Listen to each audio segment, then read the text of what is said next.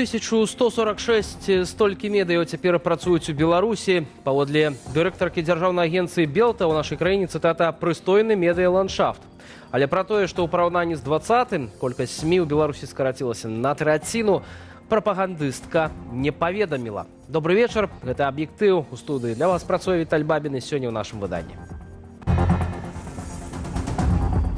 Новыя станцыі метро, стадыён і артызіянская вада. Якія пернікі рыхтуюць улады для жыхароў Менску ў снежні? Акрамя перадвыбарчага такога піару сэнсу, гэта мае яшчэ значэнне на іншым узроўні. 25 тысяч інфікаваных, дзе і ў каго сёння найбольш і выяўляюць ВІЧ. Мужчыны менш асцярожныя ў выбары партнёра або часцей становяцца ін'екцыйнымі наркаманамі. Эксклюзив Белсату, як украинские пенсионеры выживают под постоянными российскими обстрелами. Це все порушило. Вось тут усё разбурана. Муж памёр на пачатку вайны. Не ведаю, хто ўсё гэта будзе рамантаваць. Грошы на капітальны рамонт можна збіраць толькі на адмысловым дзяржаўным рахунку. А за летнія апоны з 1 снежня атрымаеце штраф. Апошні месяц года прынясе беларусам новаўвядзенне ў фінансавай, транспартавай ды камунальнай сферах і не толькі. Белсат сабраў найважнейшыя змены, якія набудуць моц у апошнім сёлетнім месяцы. Ян Федарович. Ад 1 снежня будуць дзеяць новаўвядзенні для таварыства ўласнікаў. Грошы, якія збіраюць для капітальнага рамонту дамоў на адмысловых рахунках, можна будзе траціць толькі па атрыманні згоды мясцовых уладаў.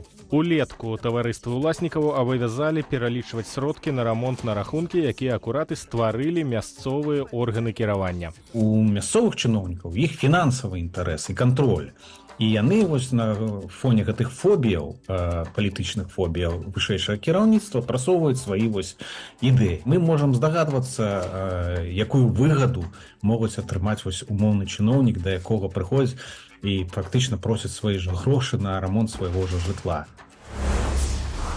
З 1 снежня недзеяздольныя ўласнікі пустога жытла, якія жывуць у пансіянатах, змогуць аплачваць цеплазабеспячэнне і тэхабслугоўванне за свае пустыя кватэры паводле субсідаваных тарыфаў. А для такіх кватэраў без лічыльнікаў на ваду і электрычнасць плата налічвацца ўвогуле не будзе. Акрамя таго, вядуць змены ў схему барацьбы з запазычанасцю за паслугі ЖКГ. Раней у выпадку запазычанасці за аплату толькі камунальнікі маглі адключаць карыстальнікаў ад паслуг. Цяпер гэта змогуць рабіць і таварыствы ўласнікаў.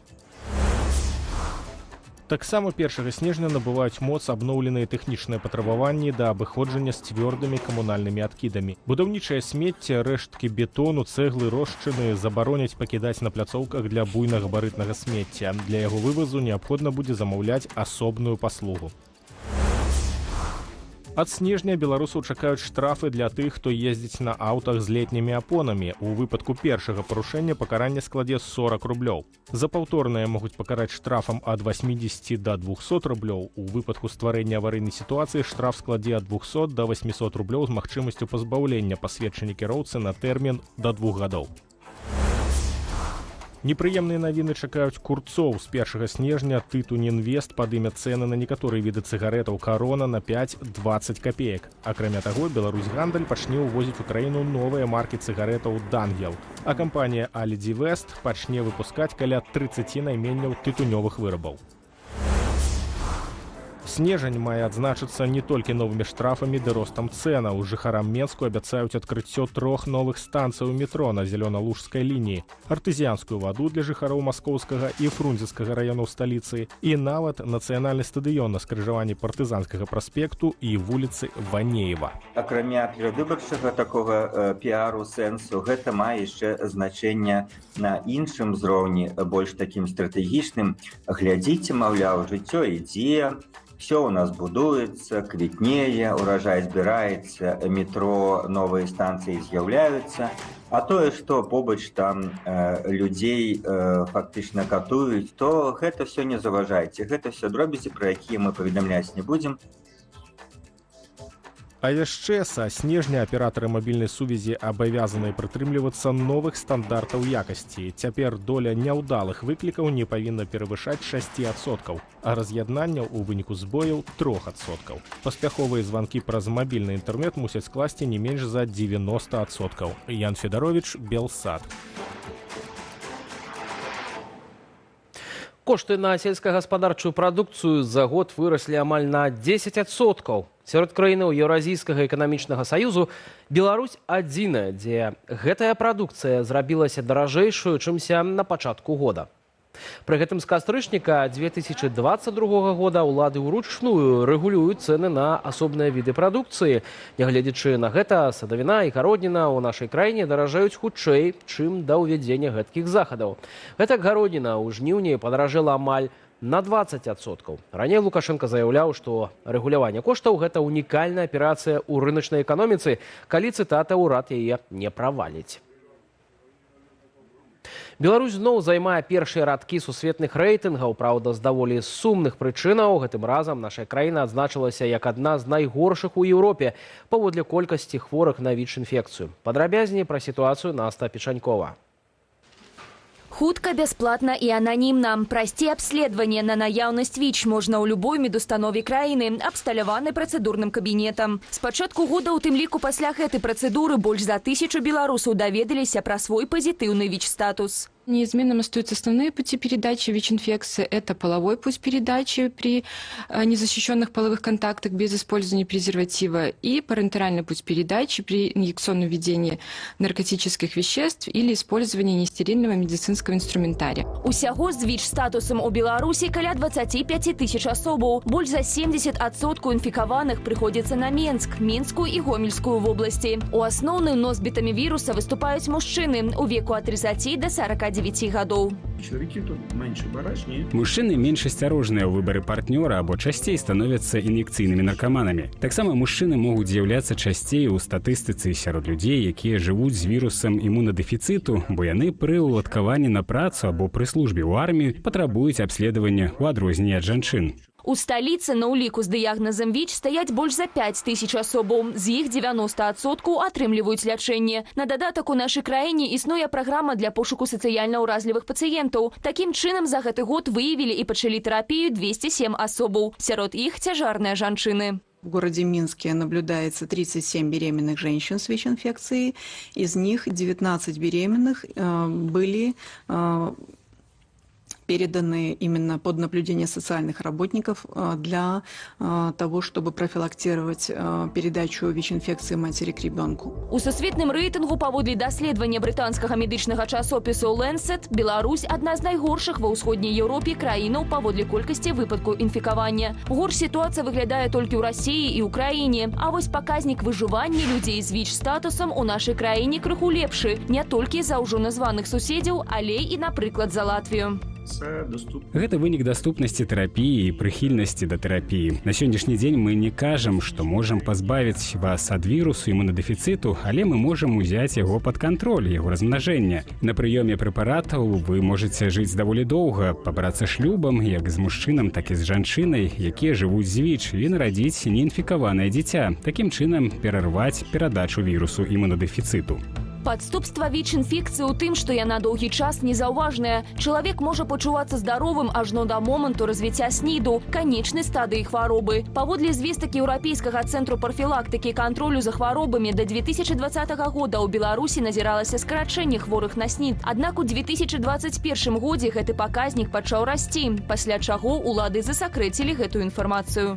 Можам выказаць здагадку, што паказнікі наблізіліся да пандэмічнага ўзроўню, але хутчэй за ўсё прасцей. Проста не падавалі інфармацыі. Гэта ж трэба патраціць шмат часу на працу з гэтымі звесткамі. Каб пазбегчы стыгматызацыі беларусаў з ВІЧ, Міністэрства аховы здароўя прапанавала перайменаваць дзень барацьбы са СНІДам у дзень прафілактыкі ВІЧ-інфекцыі. Маўляў, першы варыянт асацыюецца ў людзей са смерцю. Адначасова з гэтым на заканадаўчым узроўні ўводзяцца рэальныя дыскрымінацыйныя захады. Гэтак у ліпені ведомства забараніла жанчынам з ВІЧ-статусам рабіць працэдуру ЭКА.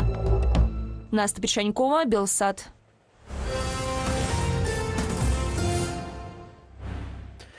Даведацца актуальныя навіны вы можаце з нашага тэлеграму. Дзеля гэтага дастаткова навесці камеру тэлефона на QR-код у левым верхнім куце экрану і перайсці па спасылцы. Калі вы не ў Беларусі, падпісвайцеся на канал і атрымліваеце першымі аператыўныя навіны. Да таго ж цікавыя артыкулы і аналітыка на нашым сайце belsat.eu. Запрашаю наведаць, калі для вас гэта бяспечна. Да міжнародных навінаў прэм'ер-міністр Грузіі Іраклі Кабахідзе адрэагаваў на акцыі пратэсту супраць замарожвання еўраінтэграцыі краіны. Чыноўнік заявіў, цытата, што сцэнар Майдану не можа быць рэалізаваны ў ягонай краіне. Тым часам на другую ноч грузінская паліцыя затрымала прынамсі 107 пратэстоўцаў, ужываючы вадамёты і слезатечны газ. Сярод затрыманых ёсць і беларус.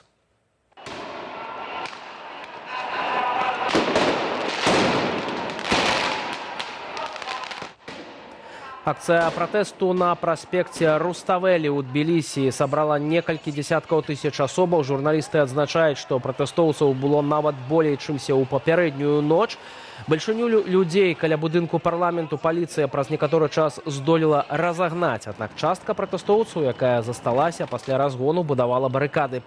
Менавіта пасля гэтага пачаліся самыя жорсткія затрыманні. Не абышлося без траўмаў як сярод пратэстоўцаў, гэтак і сярод паліцыянтаў. Пратэсты ў Тбілісі пачаліся пасля заявы грузінскага прэм'ера Іраклія Кабахідзе ў мінулы чацвер пра тое, што Грузія прыпыняе інтэграцыйныя працэсы з еўразвязам да 2028 года. Пратэсты працягваюцца і сёння. Сірыйскае ўрадавае войска заявіла пра выхад з Алепа, які напярэдадні занялі сірыйскія паўстанцы. Упершыню з 2016 года ўдары па Алепа нанесла расійская авіяцыя. Раней агенцтва Reuters паведамляла, што Крэмль паабяцаў рэжыму Башара Аль-Асада вайсковую дапамогу, каб перашкодзіць паўстанцам рухацца далей. З пачаткам наступу пад кантролем паўстанцаў апынуліся ўжо каля 920 квадратных кіламетраў тэрыторыі Сірыі. Апрача Алепа яны пачалі вызваляць ад войскаў Аль-Асада і мясцовасці ў правінцыі Хама. Паводле медыяў сірыйскіх паўстанцаў падтрымліваюць Турцыя і некаторыя арабскія краіны. Нечаканы наступ з іхнага боку распачаўся на мінулым тыдні. Адзін з гарадоў Украіны, які рэгулярна цярпіць ад расійскіх атак, Крывы Рог. Ён месціцца за 100 кіламетраў ад лініі фронту. Як жыхары гораду рыхтуюцца да маразоў ва ўмовах расійскіх абстрэлаў, глядзіце ў эксклюзіўным сюжэце ад нашых карэспандэнтаў. Гэта Крывы Рог, горад у Днепрапетроўскай вобласці. Расійская армія абстрэльвае яго з усіх магчымых далекабойных сродкаў. Ад баявых дронаў тыпу «Шагет» да балістычных ракетаў. Любоў Вадзімаўна жыве ў доме, што пацярпеў ад адной з балістычных атак. Це все порушило. Вось тут усё разбурана. Муж памёр на пачатку вайны. Не ведаю, хто ўсё гэта будзе рамантаваць. Пенсіянерка расказвае, што ударную хвалю выбіла шыбы і пашкодзіла вокны ў кватэры. Пасля атакі ейны дом на нейкі час адключылі ад газазабеспячэння, а раней тут не было і ацяплення. Ацяплення не было, уключылі першага дня ў лістападзе, а праз 2 дні адключылі. Гэтая кацельня абагравае квартал Крывога Рогу, дзе жыве Любоў Вадзімаўна, і падае цяпло прыкладна для сотні жылых дамоў. А таксама ў дзіцячыя садкі і школы. Са словаў галоўнага інжынера кацельні, на канец лістапада з 4 катлоў працуе толькі адзін. Яшчэ адзін на планавым рамонце. Яго маюць запусціць у снежні.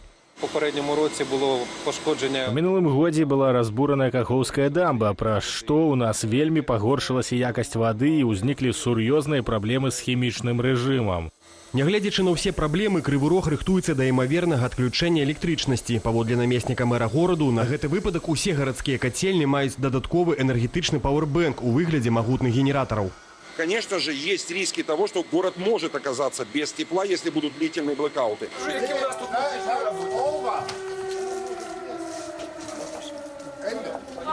У іншым раёне Крывога Рогу пад гукі паветранай трывогі работнікі школы разгружаюць з мікрааўтобуса гуманітарную дапамогу. Сямейная пара прывезла ў навучальную установу, дзе працуе пункт нязломнасці, партатыўныя генератары. Ксенія украінка, Торстен немец, пара жыве ў Швейцарыі. Яны дапамагаюць жыхарам роднага гораду Ксеніі з пачатку паўнамаштабнага ўварвання. Мы не ўпершыню ва ўкраіне, але ўпершыню за 3 гады засталі паветраную трывогу. Хоць у такі час мы стараемся быць у бяспечных месцах. Навучаныя горкім досведам 2022 года працаўнікі пункту нязломнасці, абсталяванага ў гэтай жа школе, загадзя падрыхтавалі спальныя месцы для жыхароў гораду на выпадак блэкауту. У сутарэнні школы дадаткова абсталявалі 2 сховішчы. Падчас паветранай трывогі там праводзяць урокі. У нас есть Starlink, ёсць генератары, якія здольныя забяспечыць электраэнергіяй. У нас ёсць станцыі бесперабойнага сілкавання. Мы гатовыя прымаць людзей.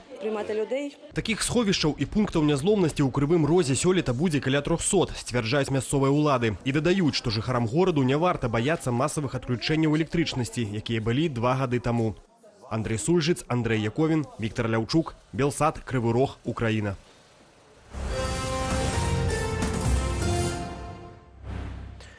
Вяртаемся ў Беларусь. Беларускі ансамбль «Песняры» святкуе 55-годдзя песні гэтага легендарнага гурта, вядомыя далёка за межамі нашай краіны. У гэты час у Менскім палацы Рэспублікі ідзе канцэрт, прысвечаны гэтай даце, а мы прапаноўваем разам узгадаць гісторыю музычнай візітнай карткі Беларусі.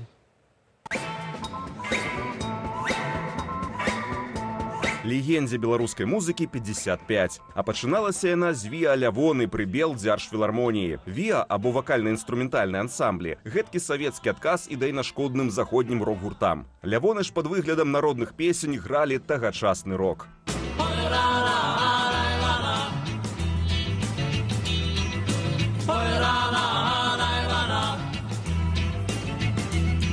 Спявалі хіты «Бітлз», за што атрымлівалі ад начальства па шапцы. Сваім узлётам ансамбль абавязаны кіраўніку, расейцу Владзіміру Мулявіну. Ён зрабіў адметнасцю калектыву беларускія песні і беларускую мову. Я думаю, што ён захапіўся менавіта нечым новым. Плюс да таго ж гэта быў філарманічны калектыў, яны шукалі проста, як сабе прадаць на вось гэты рынак, агульнабеларускі, а потым на агульнасавецкі, і знайшлі вось гэтую формулу, якой ніхто не знайшоў на той момант. Назву «Песняры» нібыта падглядзелі ў вершах Якуба Коласа. Владзімір Мулявін, Леонід Барткевіч, Анатоль Кашапараў, Леонід Тышко, Уладзіслаў Місевіч. Так выглядаў класічны склад ансамблю. Беларуская мова, дзякуючы песнярам, гучала на ўвесь Савецкі Саюз. Хаця расейскамоўныя хіты таксама былі.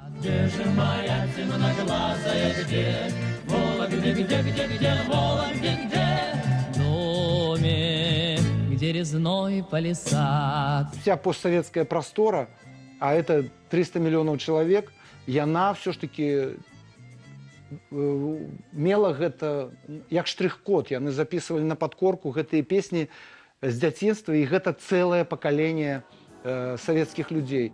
Большую частку грошай ад канцэртаў песняроў забірала філармонія, распавядае Піт Паўлаў, які быў знаёмы з Мулявіным. Артысты, праўда, мелі кватэры, машыны і лецішчы, але на захадзе зоркі такога ўзроўню былі б мільянерамі. Песнярам папулярнасць дазваляла хіба мець дэфіцытную заходнюю апаратуру і інструменты.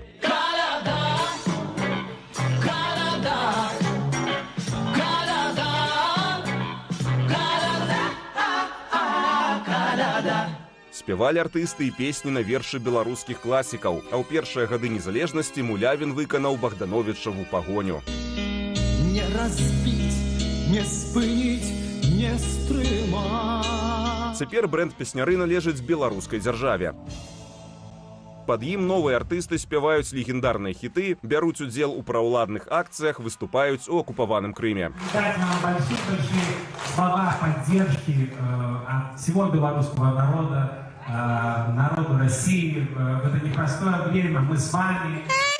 Актыўна свецяцца цяперашнія песняры і на расійскіх тэлешоу, часам з неадназначнымі нумарамі. Не пробуй, не пробуй, не пробуй, оно мне надо. Брэнд «Песняры» дэградуе, мяркуе музычны крытык Александр Чарнуха. Новыя песні, відавочна, не такія цікавыя, не такія папулярныя, як былі вось у класічнага складу песняроў, і ён працуе ў першую чаргу на зразумелы рынок, гэта Беларусь, Расія. Ось, у прынцыпе, як і можа працаваць тое, што належыць беларускай дзяржаве. Зрэшты, у памяці цэлых пакаленняў беларусаў, напэўна, застануцца песні залатой мулявінскай пары, якія ў народзе па-ранейшаму любяць і спяваюць. Александрина, цяпер... Валентин Василенко, Белсат. Александрина, шукаю я няма. На гэтым ставім кропку ў нашым выданні. Дзякуй за прагляд, зычу гаспадарству спакойных выходных, да хуткай сустрэчы на Белсаце.